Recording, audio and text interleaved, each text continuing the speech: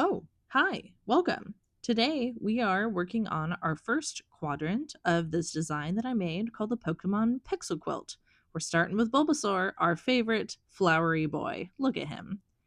So, if you've never done pixel quilting before, here's a quick rundown of how it works.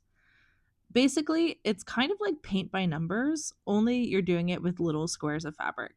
So I spent a lot of time cutting out 1.5 inch by 1.5 inch squares in the different colors that I'm going to need, and then I put them together on top of what's called fusible fleece.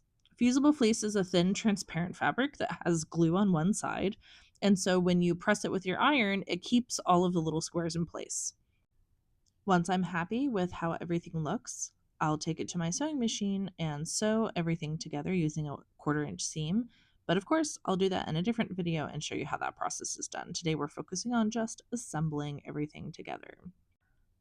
Now, I got all of this fabric, or a lot of it, from my mom's friend who is an avid quilter and was looking for somebody to hand off a lot of her scraps. And then the background fabric is actually a sheet that I thrifted from Goodwill. So I'm trying to keep things scrappy. Now, you can see here I'm using the iron to really press things down to make sure that they don't go anywhere. And then I peel off the fusible fleece with everything on it, give it a spray with some water and starch, and then continue on. Now, I have two different size grids. This one is a 10 by 10, and the other one was an 8 by 8. The way I learned how to do pixel quilting was doing Stardew Valley chickens, and they were 16 by 16. So I did four 8 by 8s to get everything together. But for this quilt, it makes more sense, I think, in the future for me to do 10 by 10. It's less piecing together of kind of awkwardly shaped blocks.